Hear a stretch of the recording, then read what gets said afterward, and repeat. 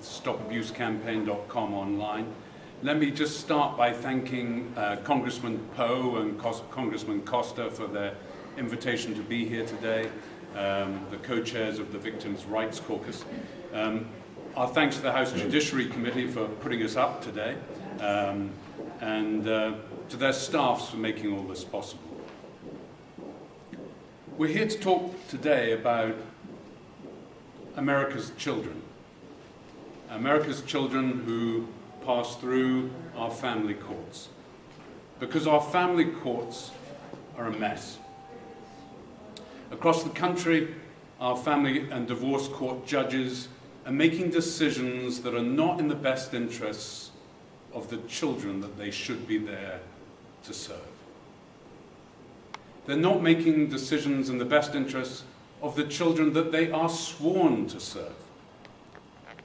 Now, contested custody cases is really the area that we're talking about, and they make up about 15% of all divorces. Well, we know, because we read the newspapers and watch the television, that divorce is oh too frequent a thing in America today. And 15% of divorces being contested custody cases. This is an awful lot of children, America's children, that we're here to talk about. America's children who are being exposed to violence. America's children who are being returned by family courts to live with the people that they have called out as their abusers, their rapists. Now, I don't know about you, but when I hear something like that, I start by saying, how the hell could that happen? How could we be here today talking about children being returned to their abusive parent? Surely that can't happen in this century, in this country, the leading country in the world. Well, the answer, it seems, is that many court professionals have been mistrained to be overly skeptical about reports about domestic violence and child abuse. And when they hear these reports, they don't give them the merit that they deserve. And as a result, they return these children, as we said, instead of to their safe parents, they return them to be beaten or raped again and again. And for many people in this room, the mothers of protective children, you know this story just too well. Research shows that when batterers request custody, 7 out of 10 times they're placed back in the full or partial control of their identified abusers. Now just stop for a moment and imagine that you are that child. You're that child that's called out one of your parents for raping you. And you go to court. And you have this hope that the court will do the right thing and create a safe place for you. But no. Our courts over and over again return these children to be raped over and over again. Surely this is unacceptable. It's unacceptable in human rights terms, but it's also unacceptable in economic terms. On a day where we're still discussing money in Congress, billions of taxpayer dollars are being wasted every single year on the after effects of this trauma, this abuse, this court-mandated trauma and abuse. For the children, sadly, what it means is more suffering, and in far too many cases, it also means death. Their death. Now, the Inter-American Commission on Human Rights found that the failure of the United States to adequately organize its state structure to protect children was not just discriminating, but it also constitutes a violation to their right to life. Something that surely this Congress has jurisdiction over, and something that Congress can agree to fix and should agree to fix. Congressman John Conyers of the House Judiciary Committee called for congressional oversight hearings. We support this call. We believe that Congress should put congressional oversight hearings in place. And indeed, our petition asking for that gathers more signatures every day. If you haven't signed it yet, you'll find it at causes.com/family court. Now, just to put this in more real terms, the family courts are the reason why the Netherlands, a country hardly known for being radicals, gave an American family, Holly Collins and her 3 children, asylum as refugees escaping grave danger. We're not talking about a third world country that they were escaping from. We're talking about escaping grave danger in the United States of America. Now, many of you may have seen the documentary, No Way Out But One. If you haven't, I'd commend it to you. And as Holly says in that documentary, and I'm going to misquote her, I'm sure, she went to church on Sundays, she paid her taxes, and she had trust that America's courts would do the right thing. But they didn't. It was left to the courts in the Netherlands to do the right thing and to offer Holly and her children the protection that they deserved and that they needed. Now, when I saw that movie, I ended up thinking of Holly Collins as a heroine, somebody brave enough to stand up to the system, to take her children away and protect them to a foreign country, and to fight to get the protection that she deserved. But what about Elsa Newman, who's sitting in jail today in Maryland, not far from here, guilty of trying to protect her children from her husband's sexual abuse? She's been in jail for years, and she has years to serve. Is she a heroine or a heretic? That's the question we have to answer. Because if she's a heroine, why is she behind bars? Should she be behind bars for protecting her children from rape? I think not, and I think you probably agree. Now, Congress, through congressional oversight hearings, can and should determine the best way forward. However, they may want to start, as many of us do, by asking why our family courts, who are there to divide up property, including our children, why are our family courts being asked to handle criminal cases? Surely criminal cases should be tried in criminal courts in front of juries of our peers, but they're not. They're handled in family courts, or more accurately, in the cases that we're talking about, they're gravely mishandled in those family courts. Because when Congress do ask this, they may come to the same conclusion as we do. Criminal complaints belong in criminal courts, whether those criminal complaints are made by adults like you and me, or by our children, because all the research shows that when children cry rape, there are very, very, very few cases where they're making it up. So today, I'd like to introduce to you Dr. Joy Silberg,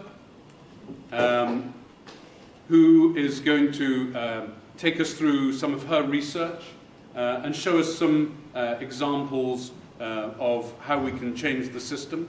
Hira McLeod, a mother of lost children herself.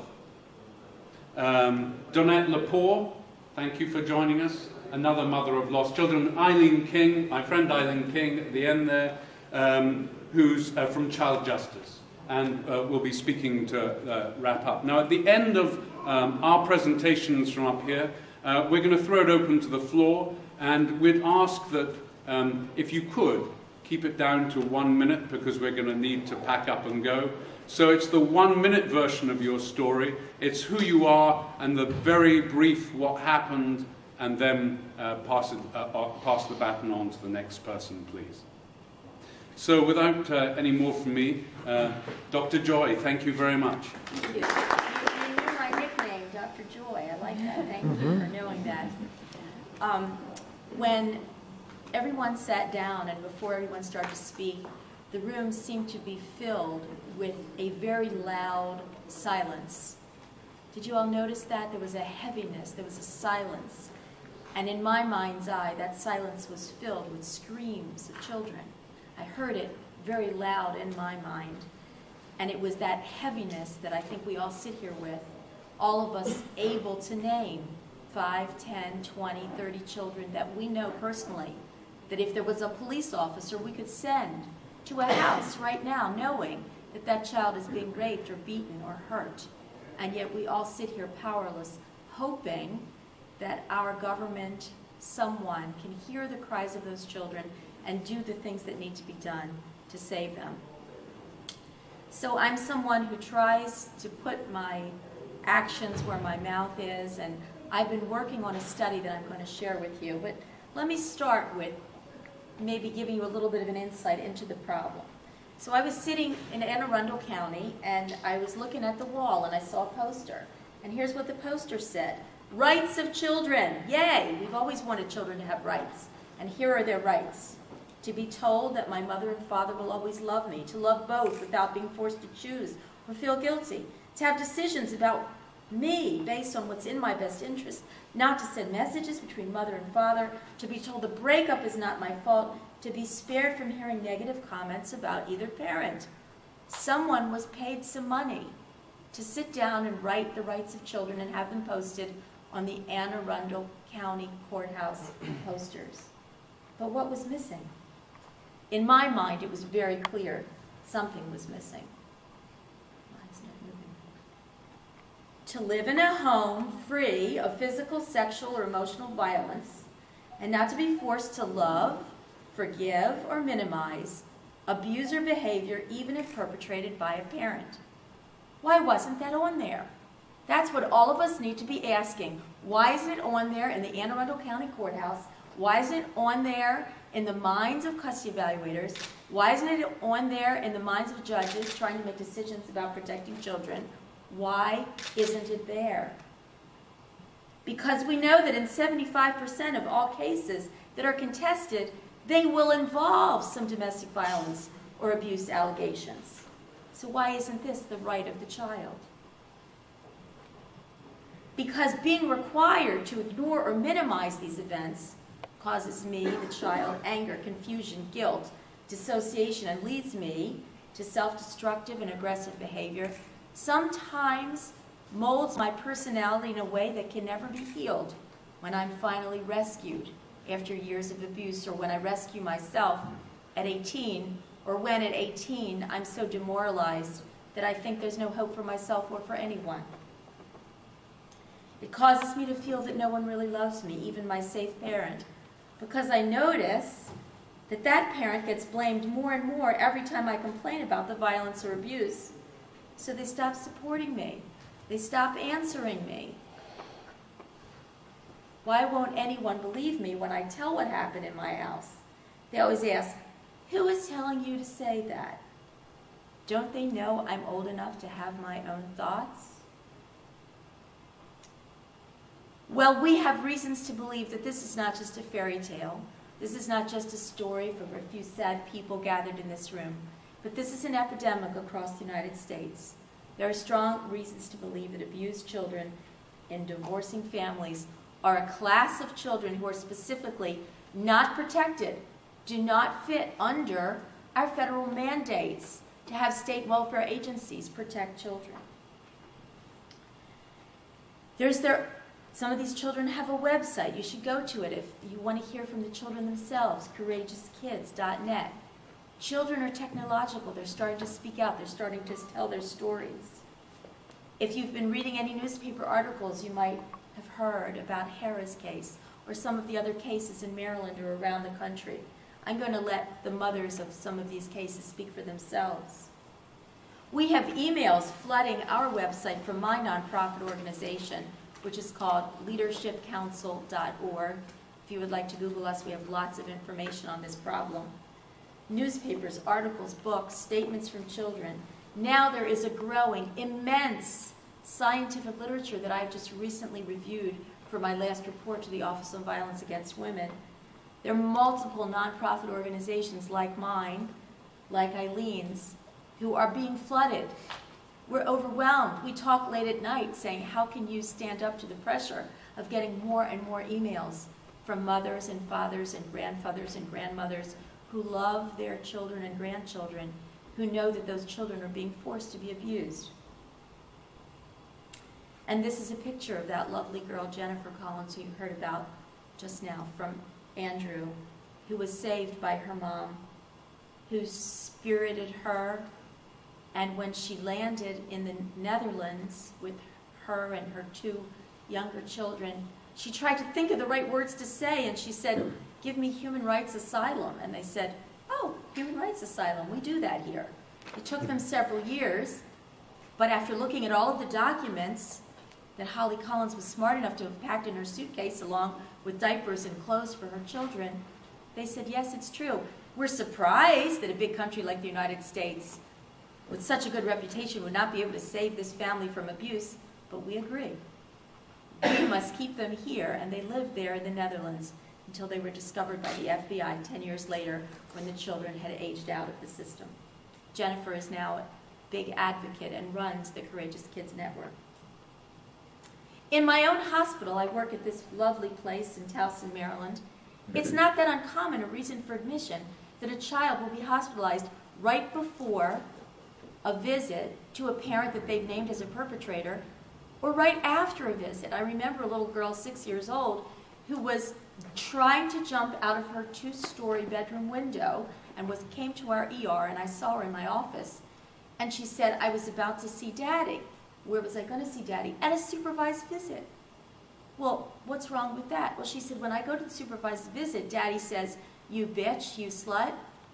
Well, now that didn't make sense. We had the records from the supervised visit. The supervisors didn't mention that Dad said anything like that. But at 6 years old, she could not distinguish where the voice was coming from. It was the voice in her own mind, having heard it over and over and over and over again. The tape continues to play. And we know now, from research that has been done by neuroscientists, that the effect on the brain of even observing domestic violence changes forever the way that brain operates. And that was living proof in my office that that little girl hearing, "You bitch, you slut," when she just saw her father and they're playing dominoes together, was so frightening and overwhelming that she was ready to jump out of her second-floor window than to go on that visit, even that supervised visit. The government is listening. Parts of the government are listening to us. The Office on Violence Against Women sought a grant to provide training and technical assistance to judges, attorneys, legal advocates on the problem of battered women losing custody of their children to a batterer or to Child Protective Services. I was lucky enough, as part of the Leadership Council, to have been hired by the Office on Violence Against Women to study this phenomenon. And this is ongoing work that I and my colleagues have been doing for the last 2 years. My colleagues are Stephanie Dallum and my wonderful assistant, Betsy Sampson. Not here today, but with me in spirit. Well, we decided the way that we were going to research this was to look at turned around cases, because so many people said, "My child is being abused, my child is being abused, my child is being abused." And then the newspapers, the media would call the other side, and the other side would say, "No, they're not. The judge says they're not, so they're not." So we decided that the only way to study this phenomenon was to look at cases that we know for sure the children were abused in their previous setting and they get turned around. What does that mean? That means one parent sought to protect his or her child from abuse by the other parent. Evidence of that abuse by the parent was provided to family court during the course of the custody case.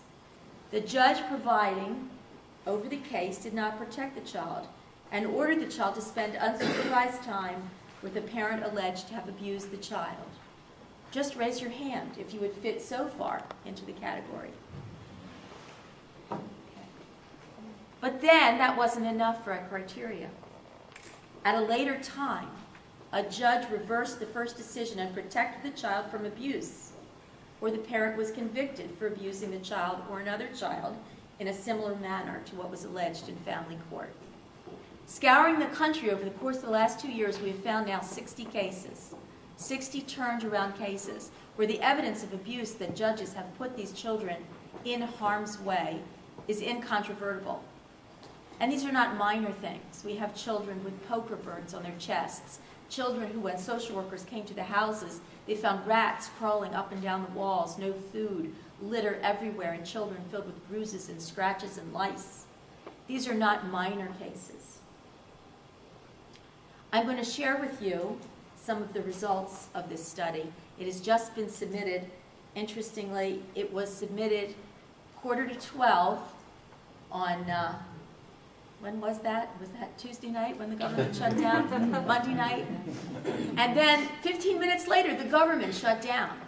So I'm thinking, this is some powerful stuff. This is some powerful information that they need to hear. And maybe when everything gets reopened again, this is going to become up there on a higher priority. So these are the states that we have cases from.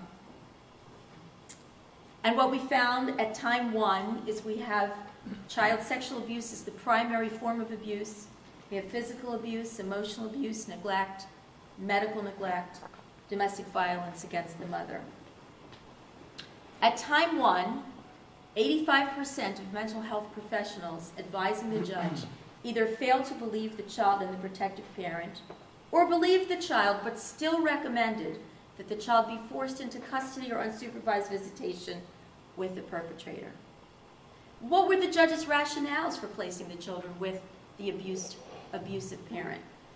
Most of the time it was because the protective parent was accused of some kind of mental malady, such as malicious mother syndrome, parental alienation, something which causes her, out of the blue, to find signs of abuse in her child.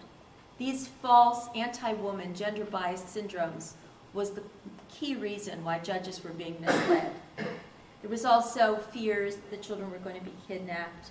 Also, the abuser's physical circumstances, having a better house, having a nicer neighborhood, ended up being some of the reasons why the judges chose the abuser to place the child. Over 77% of the time, the protective parent was specifically blamed for the child abuse accusations. In the majority of the cases, there was full custody to the alleged perpetrator. Many of the protective parents had supervised visits. Several of them, during the course of the circuitous nature of the litigation, had periods of time where they did not see their children for months on end. Anybody in this room fit into that category?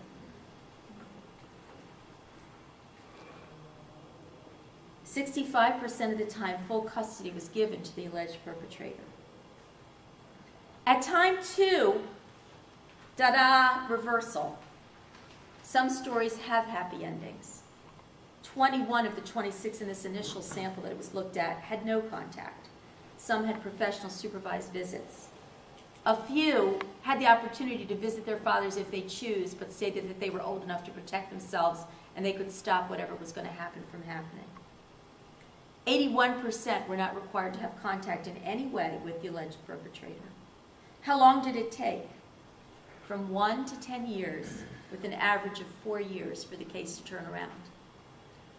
The 10-year case was a very interesting one. She ended up with her abusive father at the age of 7. At 17, she was dating a boy who noticed bruises all over her body. And he said, "What's happening to you?" And she told him, "I'm being abused at home by my dad. Don't tell anyone. I'm not allowed to tell her. I'll get in big trouble." He said, "I can't date you if you're going to be filled with bruises. Everybody's going to think I'm doing it. If you don't tell, I'm not your boyfriend anymore." So guess what? She told. And at 17, custody was reversed 10 years later. How do you think she got along with her mother at that point in time? It was not an easy haul, but they've made it. They've made it and become very close. Why did the cases turn around? This is what you want to know, and this is what you want to happen if you're in one that has not yet turned around. Appeals worked, but not exclusively. Many of these cases, appeals were lost, and they turned around anyway later for other reasons. One of the most powerful reasons was a new evaluation done of the child with a new disclosure when the new evaluation is done by a specialist in child abuse or domestic violence. The first time around, the mental health evaluators who recommended custody with the abusers had no specific training in child abuse and no training in domestic violence. But at time two, there was significant suffering that these children had suffered. They had suicidal ideation, dissociation, anxiety, depression. Some had multiple physical injuries that were still healing. One of our children had a near lethal suicide attempt. Child Protective Service findings were largely irrelevant to the final outcome. Whether Child Protective Services founded it or unfounded it didn't seem to matter. The judges made decisions based on the recommendations of the mental health professionals. The GALs, the guardian ad litems, almost exclusively sided with the abusive fathers in our cases. Child pornography possessed by fathers in over 20% of the cases was ignored at time one by the judges. In one of the judicial decisions, the judge said, well, there were only 2 pictures, so I didn't really make much of it. 1 picture is against the law. I'm going to show you some of the writing from 2 of the turned around cases, and you can see the drama, and you can see the stupidity of the evaluators at time one. She appears to lack insight into the strong feelings and motivations that are driving her behavior, casting Dad as child abuser. She's become obsessed and fixated upon her negative campaign to denigrate the father, regardless of the negative impact. She evidences narcissistic personality traits. She has a sense of entitlement. She's willing to exploit others to achieve her own ends. She lacks empathy. She can't form relationships. Mother lost this child at the age of 5. The turnaround, age 12. Child has consistently discussed a history of sexualized contact by her father since early childhood, and the information that she has given has never wavered. These include being forced to sleep with her father for several years without having her own bed, having to bathe with him, having contact with his penis with a washcloth, remembering having her limbs tied while undressed, and her father kissing her bottom, and remembering her father touching her genital area. The new therapist who filed with the court an immediate emergency motion when the child was 12 was followed by an immediate termination of parental rights. From the years of 5 to 12, the child suffered in this environment because of this psychologist's condemnation of this mother. Another one. Mother has no insight into how her behavior alienates the child from the father, how her behavior creates the problem in the child she complains about. Her enmeshment and lack of control of her child's behavior is harmful. Mother lost access to her son at age 6. The turnaround, age 10. Disclosure to the FBI. The grand jurors, duly impaneled and sworn upon their oath, present that so-and-so did intentionally, knowingly, or recklessly engage in unlawful sexual penetration of a child. So far, I've analyzed 27 of my 60 cases. They're filled with custody evaluator errors, misunderstanding of domestic violence, history of adjudicated domestic violence being ignored, reliance on parental alienation as a philosophy to explain or cover up symptoms of abuse. Let's listen to one of the confessions of an abuser in jail. Did you ever use a child custody dispute to make a report of your crime seem not credible? Oh, yes. I tried to say my ex-wife was making this crime up so she could get custody of my son. I said she knew I would get custody of our son, so she had to make me look bad. What did you do when your crime was reported to convince people you did not commit the crime? I recruited people by trying to put down and discount my ex-wife's credibility. I would bring up all her faults. I didn't try to convince people that my son was lying. I tried to say they were only saying what my ex-wife told them to say. I would put all the blame on her. That would keep them from thinking that I was lying.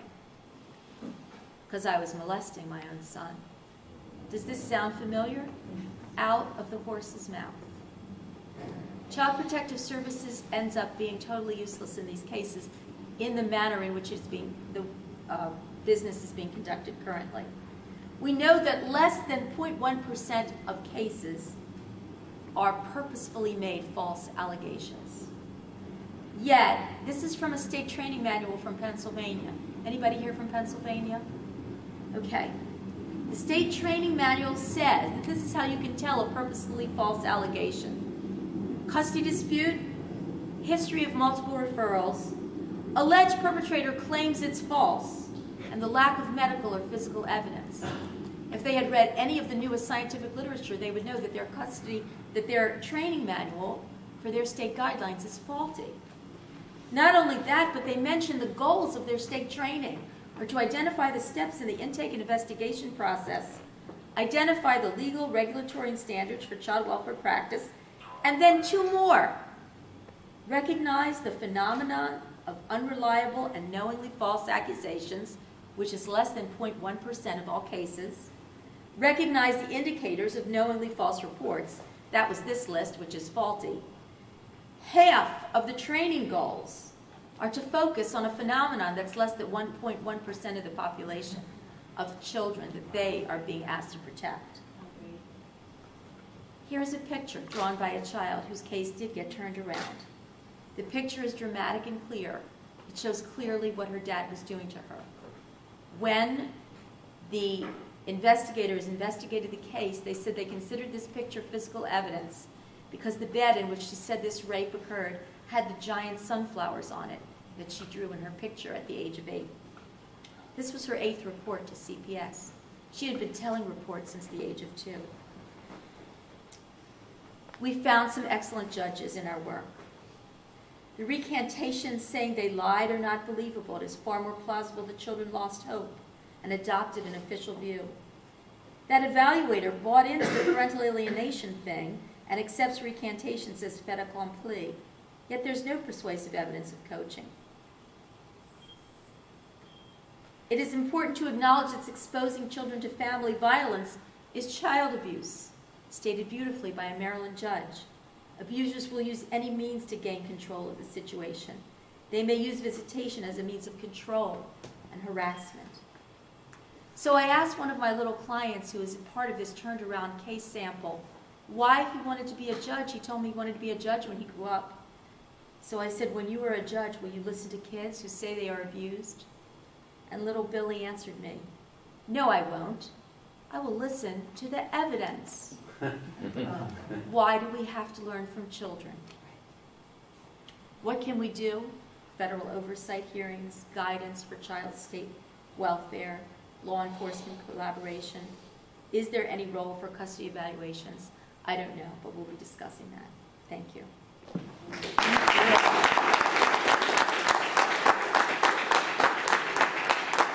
Good morning. My name is Hera McLeod.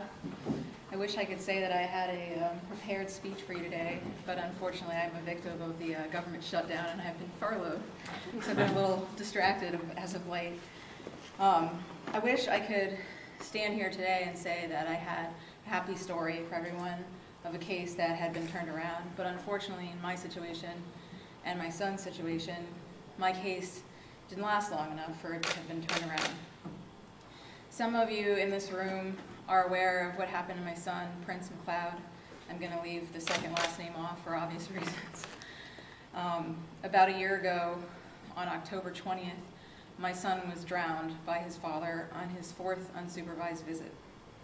I fought for 15 months before that to try to limit the access to supervised visits or no visits, but unfortunately, I lost that battle. I'm not standing here today for myself.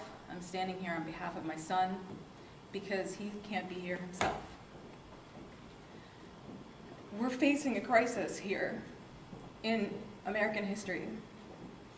There were members of my family hundreds of years ago that didn't have civil rights in this country and they weren't considered people. We call them slaves. At a time in our U.S. history women also didn't have rights and weren't viewed as equal people. Today, I think a lot of times we take for granted the basic civil rights that we have as adults. And what I have learned through this system and through what has happened to me and my family is that children don't have civil rights in this country. Some of you may have read in the Washington Post this weekend, there was an editorial, and one of the most powerful parts of that editorial, to me, said that the courts believe that parents have a constitutional right to raise their children.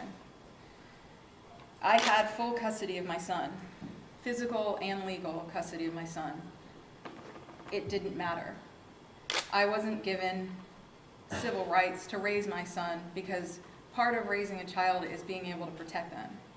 And I was not allowed to protect my son. But at the end of the day, I would have put my civil rights on the table if it meant that my son could have some. Because after all this, the courts gave me some civil rights, at least I had custody, but the courts did nothing for my son. Unfortunately, as I mentioned, I don't stand here as a turnaround case.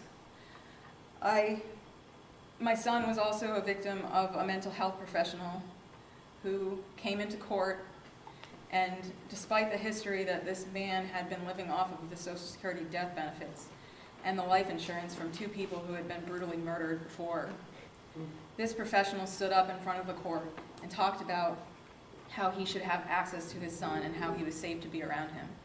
This mental health professional was also a school psychologist whose background was in child autism. And so as I sit here today, I think to myself, well, my son's father didn't have autism, and he wasn't a child. I don't know why. I don't know why she was put in that position to make that determination.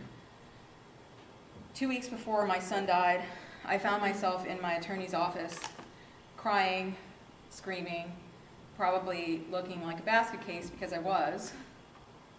And I asked them, please file an emergency order to keep him in Maryland. At the time, my son was peacefully sleeping in his stroller. He had no idea what was going on. And my attorneys laughed at me and they said, if you don't stop fighting, you're going to lose custody. You need to learn to appreciate what this man can offer your child. And I said, well, please educate me because I'm not exactly sure what that is at this moment. And they told me that he was a mastermind at manipulation, and that was a good skill to have. 2 weeks later, I was in the hospital. This is before I knew that my son had been murdered. And I called my attorney and I said, it's happened again. What do I do? And this was a Saturday, and he said, well, calm down, don't worry, on Monday we'll file an emergency order. I called back 2 hours after I had been told that my son was brain dead, and I said, don't worry about that emergency order, he's dead. Monday morning was when my son had an autopsy. On January 25th, his father was arrested when authorities got the information from the medical examiner that he had been drowned. About a week after, right around the same time, they released the information that he had taken out more than $580,000 in life insurance on my son when he was only 3 months old. So for 15 months, I spent my entire time with my son fighting to save him. My son's father spent that 15 months trying to get access to him so he could drown him and get money from it. So I stand here today and I plead with you to think about the real issue here. It's not about the rights of a father. It's not about the rights of a mother. It's about the right of a child.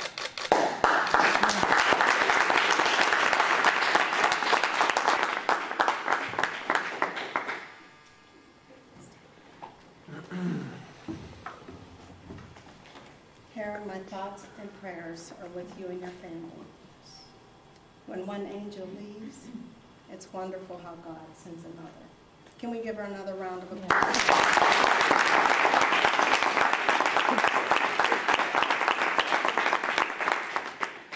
Good morning. My name is Donette Lepore, and I would like to start by giving thanks and honor to God. Had it not been for him, I would not be where I am today. Second, I would like to recognize and give thanks to Connie Valentine, who's my shero, and she is a trailblazer. Also, Mr. Ron LeGrand for taking the time away from his busy schedule to meet with the mothers of lost children.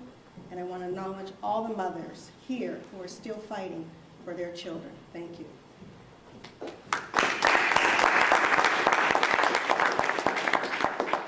Connie said I have 10 minutes to sum up 10 years. So here it goes.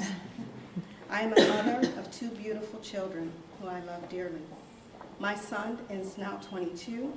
He was taken at the age of 9. My daughter is 16, and she was taken at the age of 3. I was married to an abusive police officer detective who was able to hide behind the badge. Not only was he abusive to my children and myself, but come to find out, he had a long history of abuse. I sought help from the mayor, the chief of police, the district attorney, the FBI, my congressman, my senator, U.S. Department of Justice, professional organizations, nonprofits, and of course, the family court. All to no avail. The straw that broke the camel's back was when my son was hospitalized with pneumonia. My ex came to the hospital and caused a scene in front of my sick son. Later, he threatened my life, and at that point, I knew I had to leave. My children and I had been through enough, and we had seen enough. I went to family court for relief. Instead, the court refused to help me, took custody away from me, and handed my children over to their abusive father, despite the fact that my ex stated in his own words to the custody evaluator that he did not want primary custody of the children.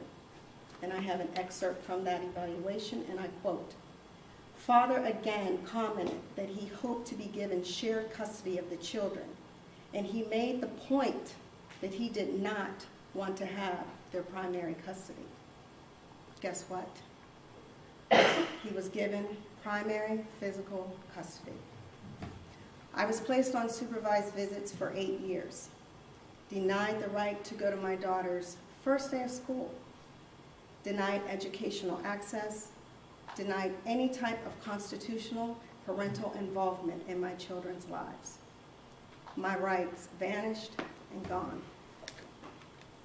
My son suffered most of the abuse at the hands of his abusive father. I would travel 5 hours to have supervised visits with my children. Supervised visits for a protective mother is a nightmare. But the good thing about a nightmare is you wake up.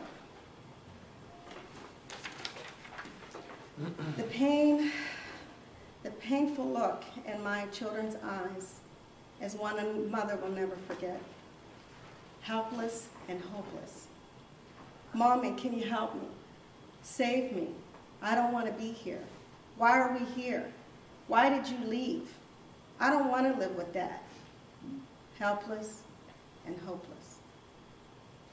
My court order read, quote, "Do not discuss the children residing with you in the future," end unquote. There was an incident where I was on a phone with my son. My ex ordered my son to get off the phone with me. My ex thought the phone was hung up, but I remained on a line and was able, unfortunately, to listen to the act of abuse imposed upon my son. I called Child Protective Services and made the report and sent the evidence. It was all covered up, and nothing was done to help my son. Case closed. Why? Our children deserve to be protected. They are not property. They have every right under the Constitution to be protected. I released 5 lawyers for failure to uphold the oath they took before practicing law. One said, and I quote, "I still have to live here and practice law in this county." His excuse for not helping my children. Frustrated and dismayed, I decided to represent myself for 3 years against a seasoned lawyer me, a layperson, an advocate for my children, out of money and out of time, but not out of love. Finally, in 2008, I regained custody back of my 2 children, my son 17 and my daughter 11. How? My ex died in a single car accident. When I regained custody of my children, they came to live with me. My son was not the same child he was when I had him. My son had a permanent smile, full of love, joy, and laughter, and had a spark in his eye. Now, it's all gone. His emotional state was and is challenged. He's very angry and at times delusional. The brainwashing and the abuse affected his way of thinking, his life, his learning, and his health. I would like to leave you with a few things. 1, ordinary citizens, i.e. protective mothers, do not have investigative powers to the problems of the higher problems in this land. 2, our children are the future. Look around you. They deserve to flourish and grow as children, not as raped and abused children, by those who have legal access to them. 3, if you think that child abuse doesn't affect you, your family, or your home, think again. Your child may be in school with another child who is disrupting class. Drugs introduced to your children from abused children. Crimes committed by adults who were abused as children. Abuse is in the news every day. I can go on and on about this conversation, but now it's time to investigate the national evidence and act. We are lacking oversight and accountability in the area of child abuse and neglect. Why? You may all ask, what can Congress or DOJ do? I received a letter back in 2003 when I thought I was the only mom who was going through this, from the U.S. Department of Justice, which I had multiple layers in my case. And based on that, here's an excerpt from the letter written to a prominent civil rights leader on my behalf. Quote, we have carefully considered the information you provided and reviewed our records of complaints against police departments and local press reports for the past few years to determine whether a full pattern and practice investigation is warranted. However, at this time, we do not have sufficient evidence to open a full pattern and practice investigation. Thank you for writing to the Civil Rights Division about this matter. Please do not hesitate to contact us again should you wish to provide us with any additional information regarding any other matter. Donna Murphy, Deputy Chief. On October 12,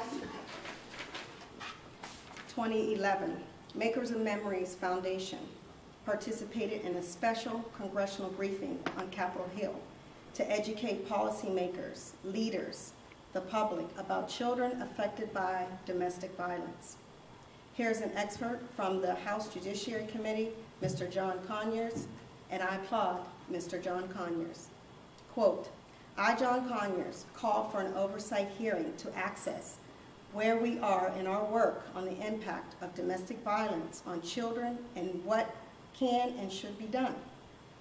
2 congressional colleagues, Representative Gwen Moore, and Representative Sheila Jackson Lee, also called for more action from the federal government. Following months of collaboration with colleagues in more than 20 local and national advocacy organizations, I will introduce this month a Violence Against Women Act reauthorization bill that increases focus on addressing the needs of youth affected by domestic violence. While this is a start, the dialogue needs to continue. Based on what Mr. Conyers said, the fact that protective parents all across America, and there are hundreds, have exasperated all of their resources and justice known to civilians. We have had one Inter-American Commission on Human Rights report and recommendations, 4 congressional briefings, 1 Senate hearing, 1 briefing at DOJ, 1 comprehensive report by the DOJ on child abuse and domestic violence. Now is the time, the hour has come, for congressional oversight hearings of the corrupt judges, judicial process, and all the stakeholders involved. Just like the hearings held for the tobacco industry, our children and their future are worth more than a pack of cigarettes.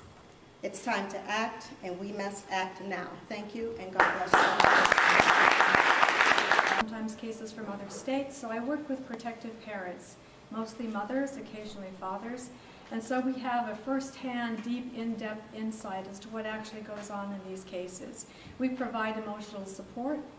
We help people find, when possible, pro bono services, whether for lower court cases, for appeals, and we often come in as amicus, via amicus briefs for appellate cases. And I hope that each of you will walk away with this editorial, because it is one of the series of editorials that the Washington Post editorial board has published in the last months. And I will really never forget the day in August, a little bit over a year ago, that I did a legal consult with an attorney and spoke with Hera McLeod. And she said on that August telephone call, with the kind of seriousness that you never forget, that I know my son is going to be killed by his father. She knew that. And to talk with someone who knows so deeply, out of that kind of knowledge that no one else can, you just cannot fake that, was shattering at that moment. And it was even, words can't describe what it was like in October to hear that her worst fear had actually happened. How can you not want things to be different after knowing this? I was going to talk a little bit about Gloria Faulkner's case in the Washington Post article. It's a horrible case if you read about this little boy being forced to have unsupervised overnight visits with a sex offender, a convicted sex offender, not only a convicted sex offender, but a Tier 3 registering for life sex offender. This little boy is showing horrific symptoms of sexual abuse that are being ignored. His mother is also being ignored. She's not seen as a credible person reporting this. She's seen as somebody who maybe there's something wrong with her. All the kinds of criticisms that you see directed against the mothers are directed against this woman. The great thing about her case is she still has her son. As you can hear, it's very easy for parents in this position to lose custody or even access, any access altogether to their children. In this case, there's a law in Maryland that says you've got to make a finding whether there's going to be future risk of abuse or not. If you read the court documents, there's very little to show that this actually happened, and that doesn't seem to trouble the court particularly. There are insinuations, somehow this is all Gloria's fault. Well, you know, mothers make these terrible accusations. Maybe there's something mentally wrong with her. So her case, if you look at it, there are elements that apply to all the cases across the board. And when people ask me, tell me about your particular case, I can tell them almost to a pattern what's going to happen, what they'll be accused of, how the case may likely go, what to expect, because there is a pattern here. It's a very easily discernible pattern. And when you look at the research that Joyce Silberg has done, you can see these patterns, and they're not just in a few cases, they're really across the country, in state after state after state. And one of the most troubling parts, and I'm hoping this doesn't happen in the case in the Washington Post, is that you can get a mental health professional come in to do an evaluation. And just like in the old dictatorships, when you have got somebody who's a bit inconvenient and you want to either discredit them or get rid of them, you get them labeled insane or mad or somehow disordered, and you get them their credibility destroyed and impugned. And after credibility is gone, you have really no foot to stand on in your case. I wanted to jump to what this really looks like on the ground. This is a Maryland case. And so you have in Maryland this rising awareness through Gloria Faulkner's case, through Harris' case, through the murders of the 3 Castillo children back in 2008, and there have been other murders as well, and serious cases. For example, the father in Washington County who was refused custody of his child when the mother was marrying a convicted sex offender, pedophile. There are these cases that rise to people's attention, and it sort of goes, yeah, maybe we should really be paying more attention to the rights of children, to child safety. And I 100% agree with what is in the Washington Post, that child safety is absolutely paramount. So you get this rising awareness, and then what happens, instead of the state making legislative changes to fix things, you have that particular bill, which would have made it, a sex offender would have had to show by clear and convincing evidence that it was in the best interest of the child to have unsupervised access. That bill dies in committee. What is the bill that rises and it is now the basis for forming a commission on child custody decisions? It's a bill that was pushed by fathers' rights, and I don't have anything against fathers. I do have a real difficult time, though, when you are putting the rights of a parent ahead of the rights of a child, and in particular the protection of a child, and where you have this face-off between parental rights and this expression of presumptive joint custody.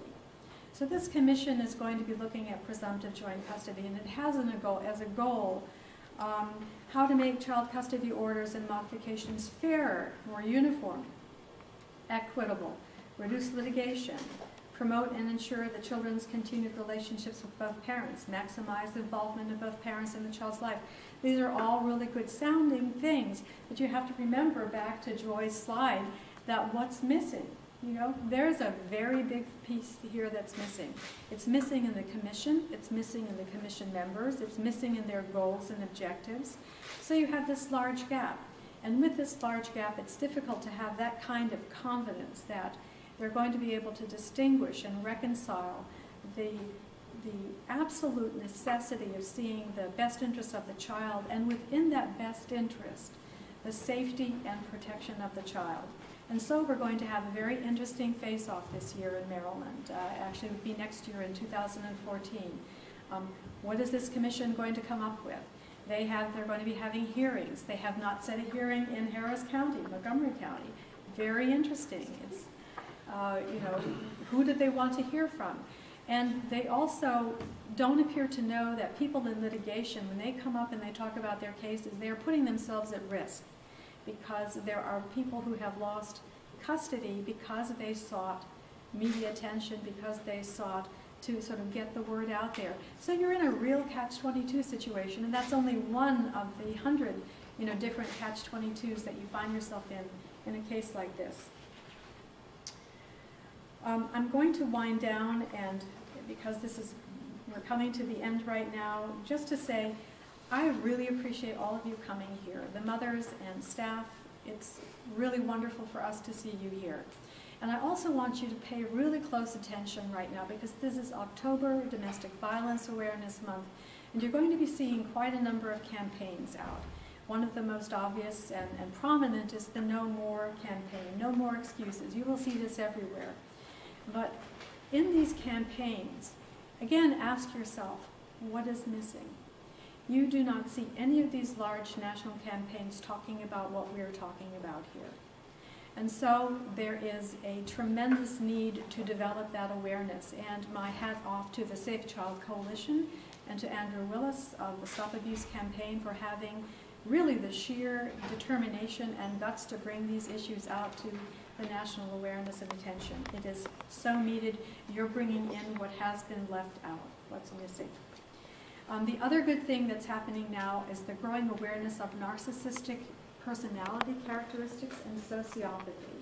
You will see more and more in the news about what it's like to be involved with a narcissist or with a sociopath.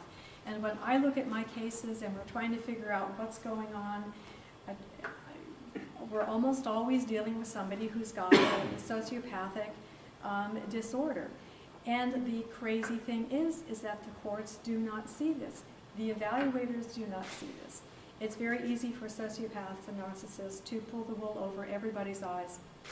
They are extraordinarily masterful manipulators, cunning liars, remorseless, dedicated, and will present themselves beautifully as a victim, while they will set a goal for destruction. And they have that will to carry out that destruction, and the child is merely a piece of the toolkit, and the court is of the other part of the toolkit. So do look for what's missing these days, and please help us be the voice for these invisible children, these invisible cases. Thank you so much. Thank you very much. Thank you very much for being here. I want to introduce two other people at this point and ask them to stand up. And then I'm going to ask you to put your hands together and thank them for being here and for all they do. Those two people are Connie Valentine here, who is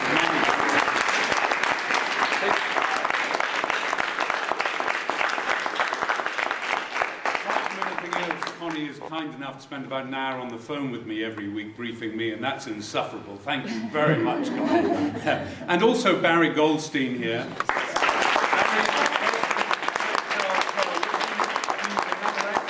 He's a leader in the movement who does so much to correct this problem.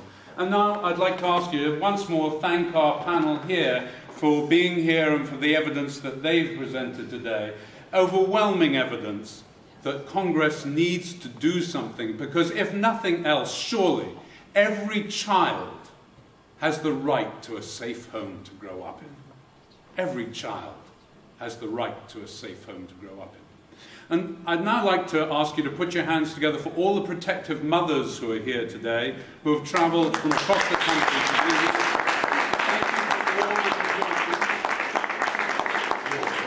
And we're going to hear from the protective mothers right now. Could I ask you to keep your comments down to 1 minute so that we can try and get through as many people as possible?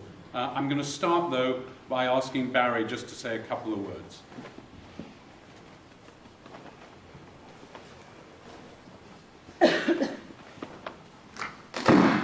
I wanted to just briefly mention some very new research which we think changes everything and we think leads to 3 simple things that the federal government, that Congress can do that would make an enormous impact.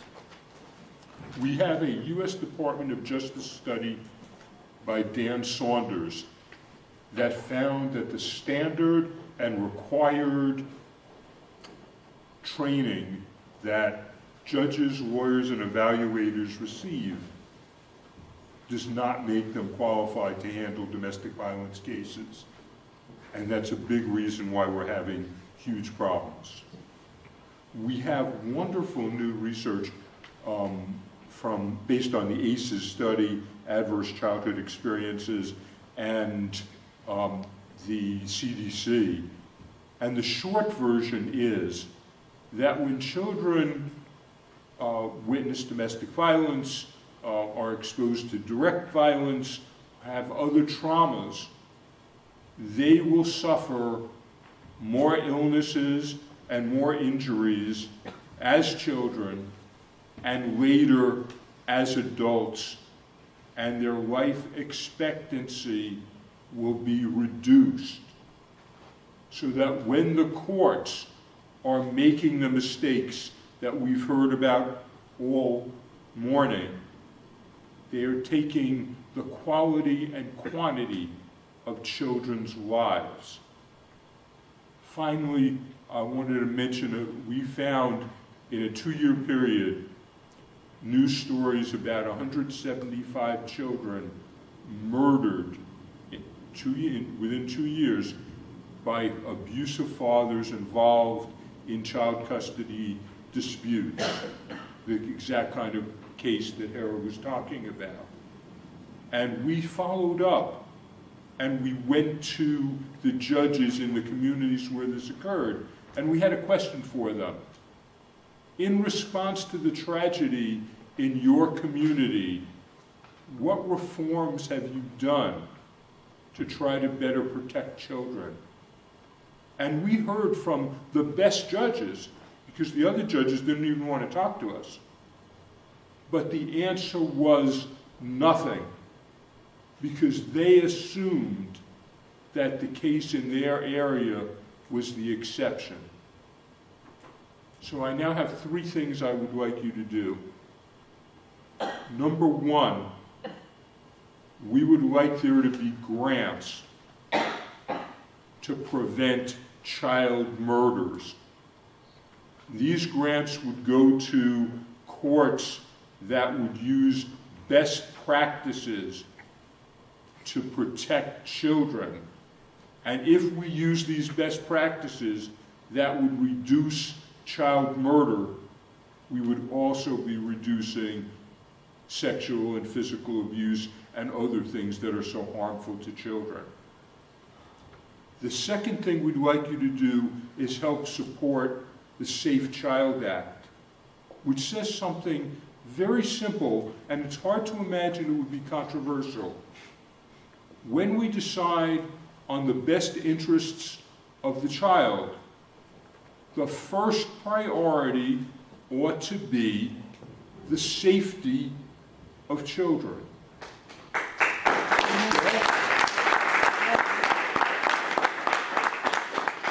And again, if we do that, it will make a huge difference. And given that we're here in Congress with all of the problems that we're having, and we have to think about what about the financial, our research shows that we are providing a subsidy of more than $1 trillion a year to tolerate men abusing women.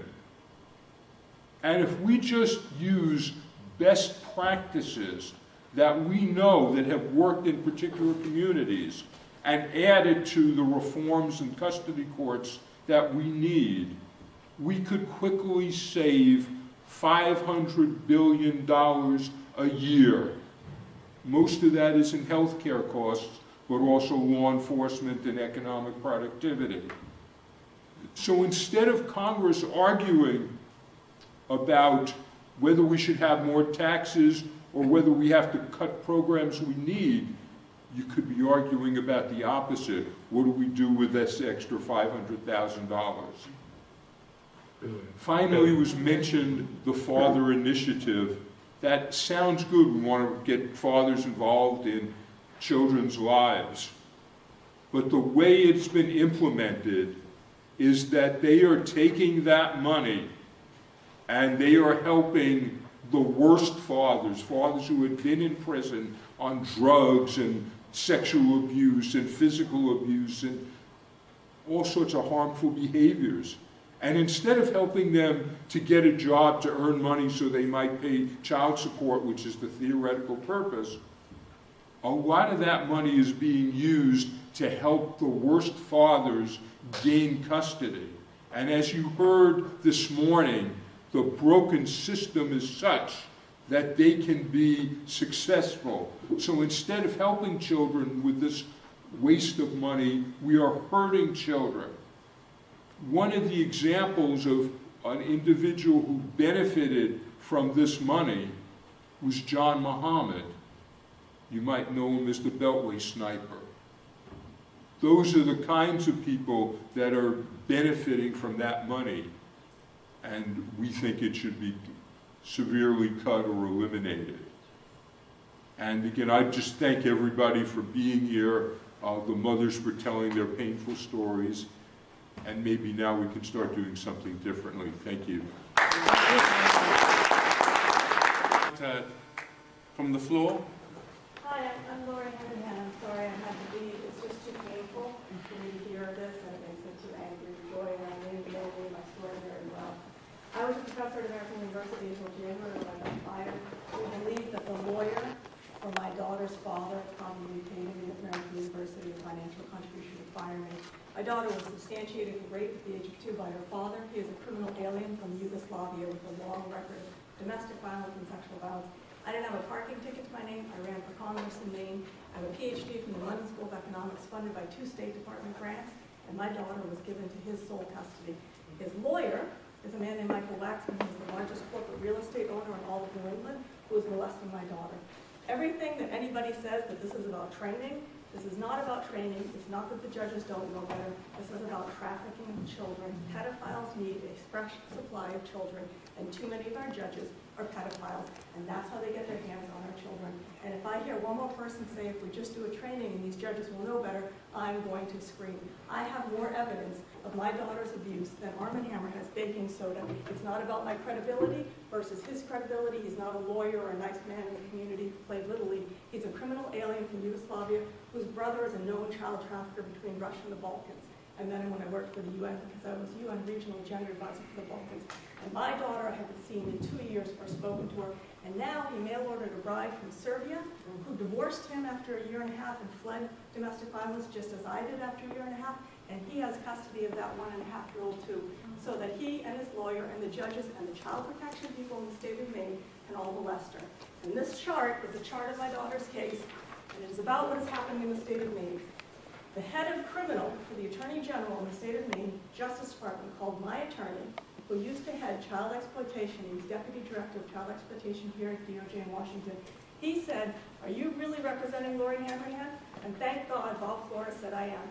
He said, "I've been ordered to silence her because she's creating a hassle for important people in Maine." When the head of the Assistant Attorney General for the state of Maine is ordered to silence me because I'm reporting the crime of my daughter's sex abuse and trafficking, you have a huge problem in this country and nobody's even talking about it. The last thing I'll say, because I know you want to keep it to a minute, the Washington Post did this fantastic editorial on Sunday.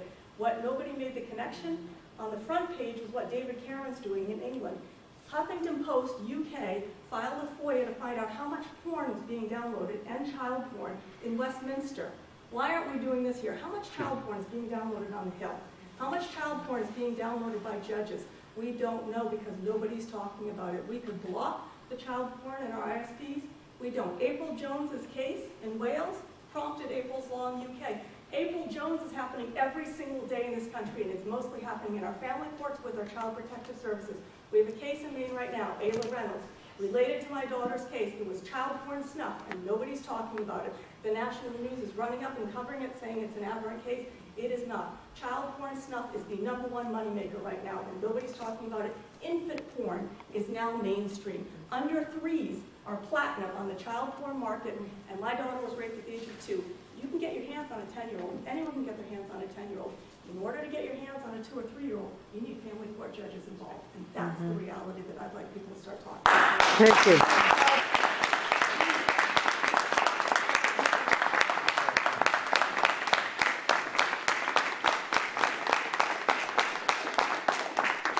Thank you. Can I invite any other statements from the floor, perhaps here at the front? Yes, I'd like to add on to what Lori just said. I'm from the state of Maine as well. Back on March 6, 2011, my son Matthew, he was 14 at the time, he was almost killed by his father. Since then, the criminal trial was conducted through our family law court. And within 3 months of the hearings, custody hearings regarding attempted murder case, he was given sole custody. It is almost 2 years later, and I've yet to hug, kiss, or anything with my children. I haven't seen them. I'm not even allowed to tell them I love them. If you're wondering, why in the state of Maine would a criminal trial such as an attempted murder on a child in front of another child, because I have 2 kids, Matthew and Donovan, 14 and 11 at the time, why was it tried in a custody court? This is why Congress needs to investigate, please. I have not seen them, and every day I live in fear of what happened to your beautiful little prince, because it almost happened to him. They are in his sole custody. He is a fire chief with a wealthy, multi-million-dollar family law firm that specializes in family law court. Thank you, everybody. Lori, my heart goes out to you, girl. Let's connect. Do you have anybody else who would like to speak from the floor? I'm from New York, and my ex-husband is a lawyer, and his family has money, so he took sole custody. I raised my children from their birth. We left when they were 9 months and 2. and I had sole custody until they were 8 and 7. Now they're 13 and 12, and he has sole custody, and I can't go to their school or go to any of their events. The forensic evaluator recommended full custody to me because they said that he would push them out of my keep them from me as much as he could. He's a control freak and a narcissist, an obsessive compulsive person who has to win. We've spent $1,600,000 plus on the case. I spent $850,000 on a master's degree in education, a marketing degree, a bachelor's of science. I work for politicians, volunteer for women's groups, and he disappeared when they were 9 months and 2, and was out running around, had a mistress. And I've been advocating for these issues and for my family, and I met up with Connie on the internet, came here for this conference, but have done a bill, the child custody reform bill that David Wecker in the state wrote for me, and I work with my local politicians to try to reform the system.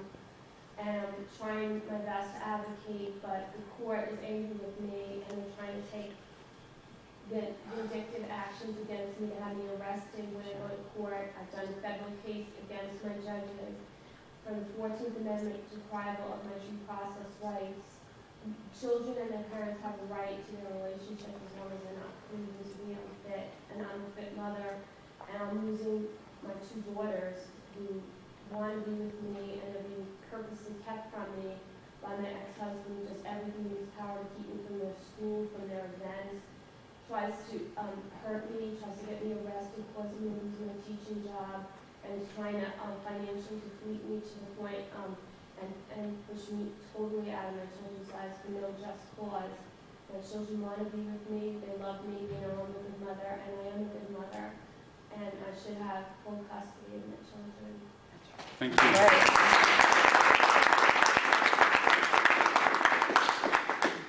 I invite anybody else to speak here at the front. Thank you. I would like to be very brief because I know we're all busy, and Washington, D.C. is one of the busiest places I've ever seen. I'm a backwoods girl from Washington State. My 3 youngest children are currently in the complete sole custody of a convicted child sex offender from the state of Nevada who escaped his reputation and his conviction by moving to Washington State and entrapping me in a huge con. And the other message is that this problem costs the government so much money, because when and if we ever do get our children back, the therapy that is involved, the medical issues that are involved, this costs our government, our people, our taxpayers, just an ungodly amount of money from simple mistakes, from uneducated or corrupt judges, GALs, and attorneys. And that's why it is so hugely important for Congress to become involved and fix this problem, because we protective parents can't do it alone. We need your help. And that's what I thank you so much for being here. 2 different studies, one by the CDC and one by our experts, both come to a cost of $500 billion. They use different methodologies to get there, but the number's the same. This is costing $500 billion a year, not just human suffering. Would you hold this camera absolutely on me, awful, if I get a chance? but $500 billion of taxpayer money as well. Like to speak from the floor? Yes, please. Oh. At the age of 8, a little girl wrote a letter and stuck it underneath the door of the social worker in school. Dear social worker, I'll leave the names out. I need your help. I'm in Miss So-and-so's class, and my dad comes in my room in the middle of the night and touches me where he's not supposed to. I wish I were dead. 8 years old. There's more to the letter. 2.5 years later, the judge hearing the case, in spite of the evidence from the hospital room, from the head pediatrician, and other evidence, gave that little girl over to the alleged abuser, to the named abuser. She was 10.5. She's now 17.5, and she is still living with the abuser. And she has been cut off from all contact with her loving mother. You've heard all the context here, the monetary issues, the cost. Why are mandated reporters not doing their jobs? Why are physicians not doing their jobs? Why are judges not doing their jobs? Whose interest are we serving? Because it's not the children's. Why is this little girl who was adopted from China to have a better life and brought here, living with somebody who's abusing her? There was no redress. There's no recourse. The mother was a teacher, a mandated reporter. She was supposed to protect other people's children, and when she tried to protect her own child, she was silenced and everything taken away from her, including the child she loved. So thank you today for all of you who've come here today and followed the invitation.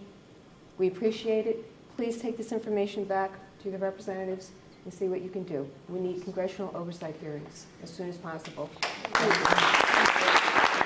I'll ask for one more testimony from the floor, but before I do, just a quick confession, because many of you are hearing these stories for the first time, may be, I hope you're not, but maybe a little bit like me about 18 months ago, where frankly I found it incredible that this was happening in the United States of America.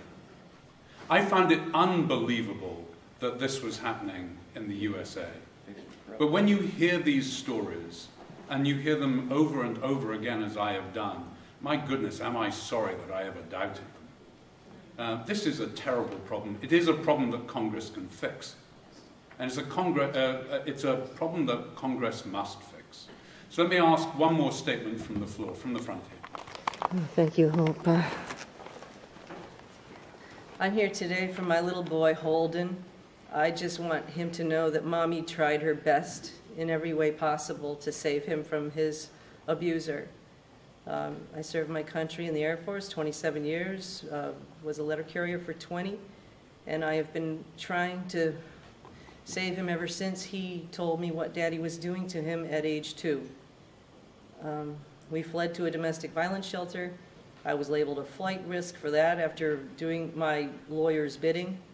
And every attorney has joined the pedophile and protected them. I'm through 12 judges now, and I've been here to Washington for the past 4 years, protesting in front of President Obama and trying to get Michelle's attention to this horrendous crime that's happening in the United States of America. It's like Nazi Germany. They are separating our children from perfectly good, loving mothers. And I'm asking members of Congress, and I thank you for accepting our invitations today, and all the mothers that are sticking up and sticking out their necks and risking their cases by showing their faces in front of the White House and here in this hearing room. But you're doing your duty as citizens when you are doing this.